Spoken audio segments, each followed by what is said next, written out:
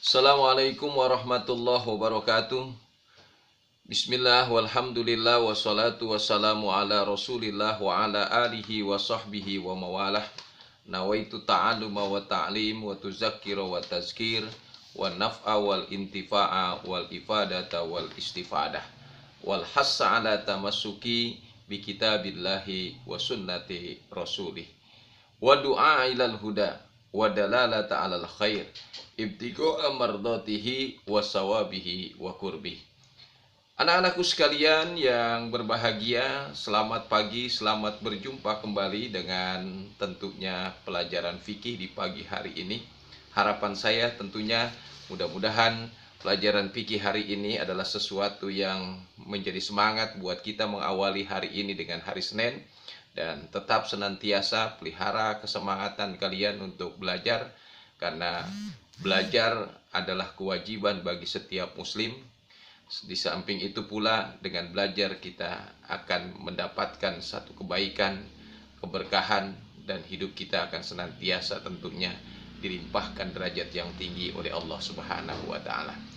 Anak-anakku sekalian yang berbahagia, kita lanjutkan pelajaran kita pada kesempatan kali ini.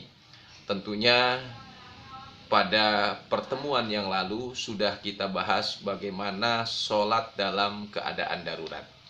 Kalian sudah tentunya memahami sholat dalam keadaan darurat, misalnya sholat dalam keadaan berpergian, naik pesawat, naik kereta, di atas kendaraan, naik kapal laut. Nah, itu sudah dijelaskan, dan mudah-mudahan itu menjadi sebuah ilmu yang akan senantiasa kita amalkan sepanjang hayat kita. Kemudian sholat dalam keadaan sakit sudah kita pelajari. Nah, anak-anakku sekalian yang berbahagia, pada pembahasan kita kali ini kita akan bahas tentang sholat sunnah. Sholat sunnah ada terbagi kepada dua bagian. Ada sunnah yang disebut dengan muakkad. Kedua, ada yang disebut goiru muakkad. Nah, apa yang dimaksud dengan sunnah muakkad? Nah, kita akan bahas itu. Nah, sholat sunnah muakkad ini merupakan salah satu sunnah yang pelaksanaannya sangat dianjurkan oleh setiap muslim. Jadi sholat sunnah muakkad itu adalah sholat sunnah yang dianjurkan. Dan sholat sunnah muakkad, Rasulullah Shallallahu Alaihi Wasallam hampir tidak pernah meninggalkan sholat sunnah muakkad selama hidupnya. Jadi sholat sunnah muakkad kita bisa dapat simpulkan adalah sholat sunnah yang dianjurkan oleh Nabi, sholat sunnah yang senantiasa Nabi Muhammad Shallallahu Alaihi Wasallam lakukan sepanjang hidupnya. Nah, kemudian cara pelaksanaan sholat sunat muakkad ini sama dengan sholat-sholat yang lain, gitu ya. Pelaksanaannya gitu sama juga dengan sholat fardu yang kita laksanakan sehari semalam, ya. Kemudian yang membedakannya adalah niatnya, gitu ya. Kalau sholat fardu, usolli fardul juhri misalnya, ya, arba'a rokaatin mustaqbilal adaan. Nah, kalau sholat sunnah, usolli sunnata duha rokataini mustaqbilal kiblati sunnatan lillahi ta'ala. Jadi yang membedakan adalah niatnya.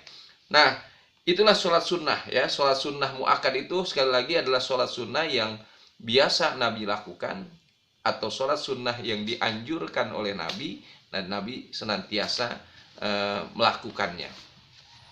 Kalau sholat sunnah goiru muakkad, artinya sholat sunnah Nabi suka melakukan, tapi Nabi tidak rutin melakukannya, hanya pada kesempatan-kesempatan tertentu.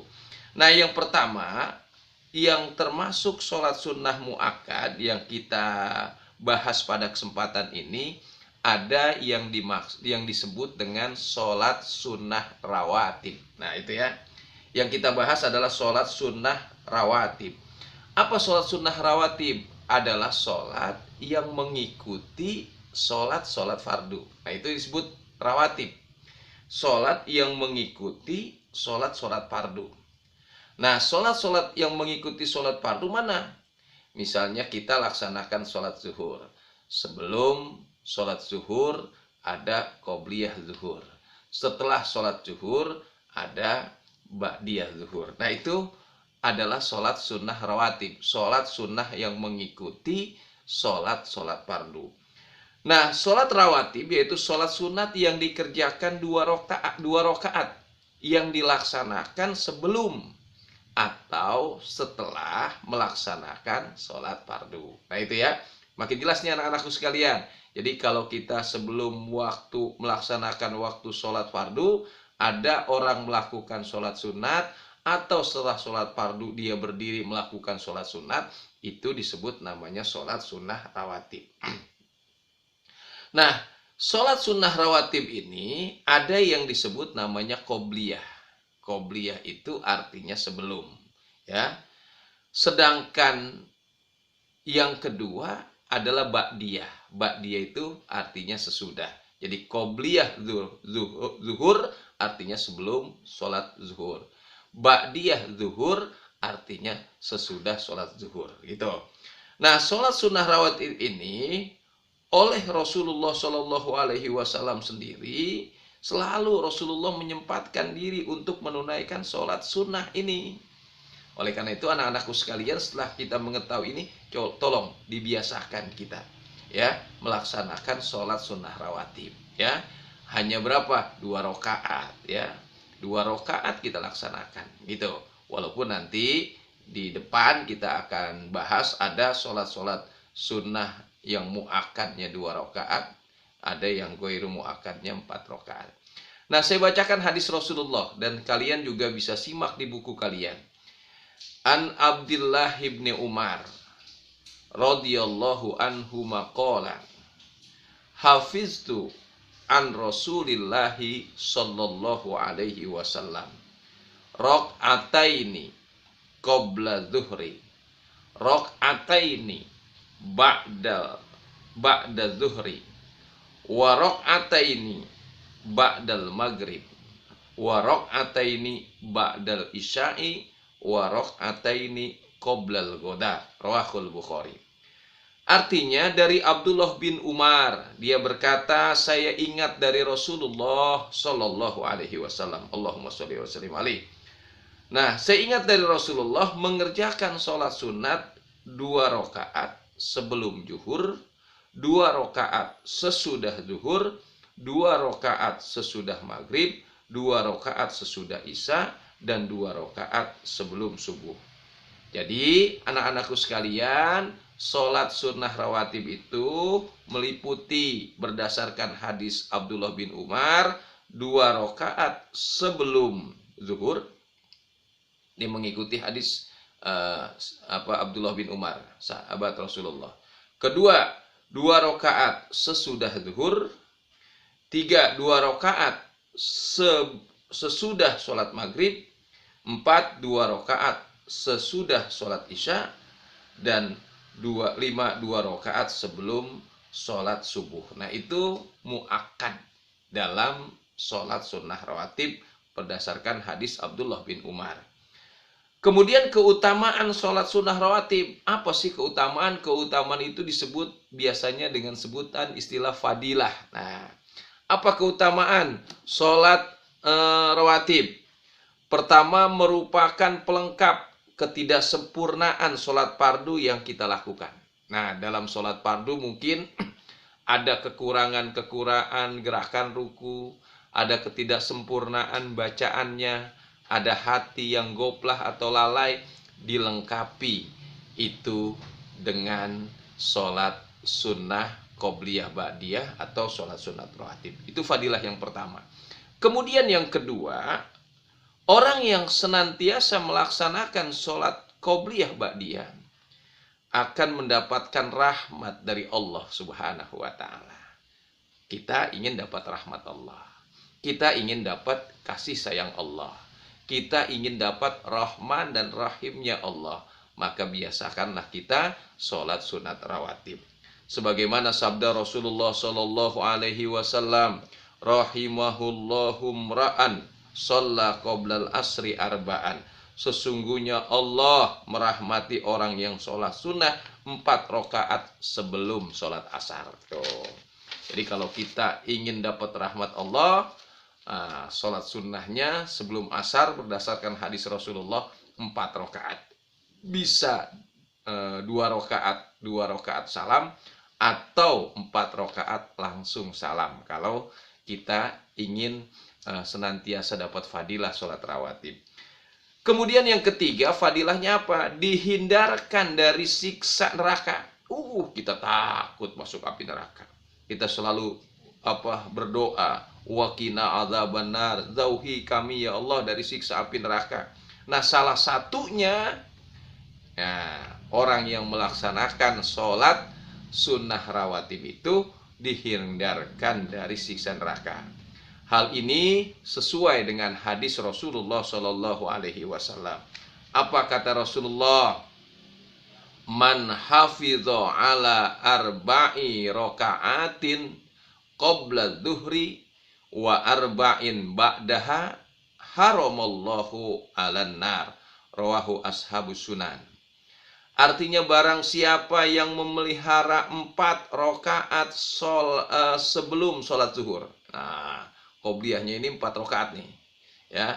Barang siapa yang memelihara 4 rakaat sebelum zuhur dan 4 rakaat sesudah zuhur. Jadi qobliyah zuhurnya 4, ba'diyah zuhurnya 4. Ya, niscaya Allah mengharamkan neraka atasnya. Tuh, ringan kan? Nah, coba kita latih diri kita 4 rakaat. Nah, ya. Ada hadis Rasulullah, man shalla arba'a raka'atin qoblal asri lam tamassahun nar. Barang siapa yang sholat sunat 4 rakaat sebelum sholat asar, niscaya ia tidak akan disentuh api neraka. Oleh karena itu, fadilah yang ketiga, orang yang senantiasa memelihara sholat sunnah rawatib qobliyah ba'diyah akan terhindarkan dirinya dari siksa api neraka. Kemudian yang keempat, anak-anakku sekalian yang berbahagia, apa fadilahnya orang yang membiasakan diri sholat qobliyah ba'diyah atau sholat rawatib? Dikaruniakan oleh Allah sebuah gedung di surga oleh Allah Subhanahu wa ta'ala. Dibangunkan oleh Allah istana. Tuh, dibangunkan oleh Allah bangunan yang indah nanti di surga. Tuh, bukankah kita kepengen rumah kita rumah idaman, rumah yang bagaikan istana? Ada pelayan, ada dayang-dayang, di depannya ada taman. Bisa kita ngebayangkan ada kolam renang dan lain sebagainya. Mala ainun ro'at wala udunun sami'at, itu lebih dari itu. Orang yang suka melaksanakan sholat sunnah akan diberikan bangunan oleh Allah Subhanahu wa ta'ala.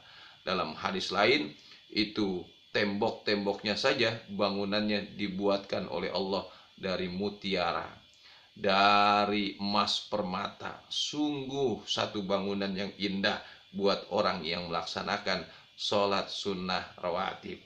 Kata Rasulullah Shallallahu Alaihi Wasallam, man sholla rok'ataini ba'dal maghribi banallahu baitan fil jannah. Rawahu Tirmidzi. Barang siapa yang sholat 2 rakaat sesudah sholat maghrib, niscaya Allah Subhanahu wa ta'ala akan membuatkan sebuah gedung nanti di surga untuknya. Nah, itu fadilahnya. Ya, 4 fadilah Allah berikan buat orang yang melaksanakan sholat sunnah.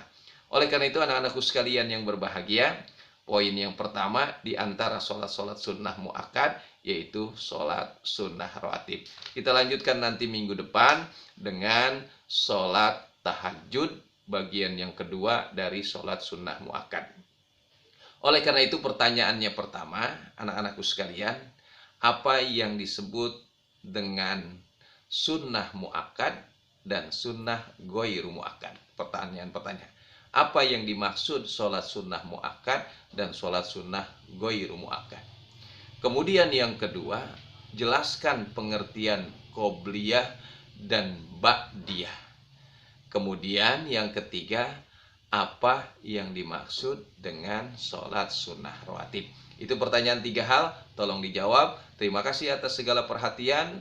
Tentunya sampai berjumpa kembali pada kesempatan yang lain. Mudah-mudahan kita senantiasa diberikan kesehatan, diberikan ilmu yang manfaat. Assalamualaikum warahmatullahi wabarakatuh.